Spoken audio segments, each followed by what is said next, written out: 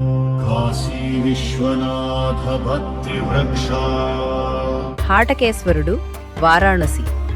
పవిత్ర కాశీభూమిపై నందీశ్వరుడు స్వయంగా పాతాళం నుండి తన భుజాలపై మోసుకొని తెచ్చిన ఒక శివలింగం ప్రతిష్ఠించబడిందని మీకు తెలుసా?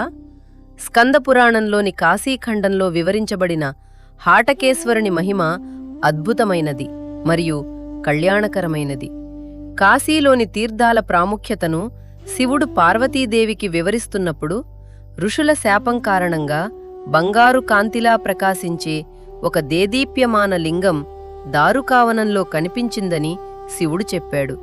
దాని ప్రకాశం హాటక అంటే బంగారంలాగా ఉండటం వల్ల దానిని హాటకేశ్వర్ అని పిలిచారు. ఈ కాంతి యొక్క ప్రకాశం చాలా ప్రచండంగా ఉండి బ్రహ్మ మరియు విష్ణువు కూడా దానిని ధారణ చేయలేకపోయారు. అప్పుడు ఈ అనంతమైన విశ్వానికి తల్లి అయిన పార్వతీమాత తన శక్తితో దానిని స్థిరీకరించింది.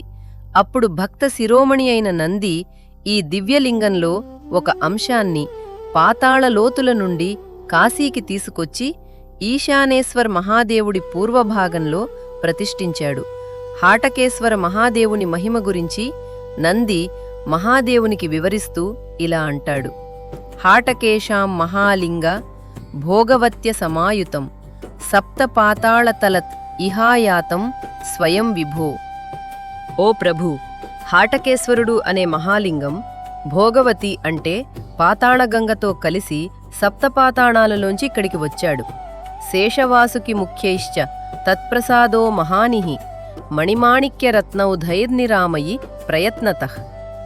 శేషనాగ్ మరియు వాసుకి మొదలైన పాములు కాశీలో ఈ భారీ ఆలయాన్ని మణిమాణిక్యాలతో మరియు రత్నాలతో నిర్మించాయి. శాస్త్రాల ప్రకారం ఈ లింగం బంగారు రంగులో ఉంటుంది మరియు రత్నాల దండలతో అలంకరించబడి ఉంటుంది. దీని పూజా ఫలితాల గురించి ఇలా చెప్పబడింది: తల్లింగ హాటకమయాం రత్నమాలభిరార్చితం ఈశానేశ్వర్ ప్రాచ్యం పూజనీయ ప్రయత్నతః.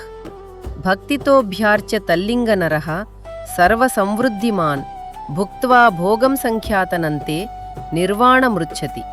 అర్థం: ఈశానేశ్వర్కు తూర్పున ఉన్న ఈ లింగాన్ని భక్తితో పూజించే వ్యక్తి ప్రపంచంలోని అన్ని శ్రేయస్సులను పొందుతాడు మరియు చివరికి నిర్వాణాన్ని అంటే మోక్షాన్ని పొందుతాడు.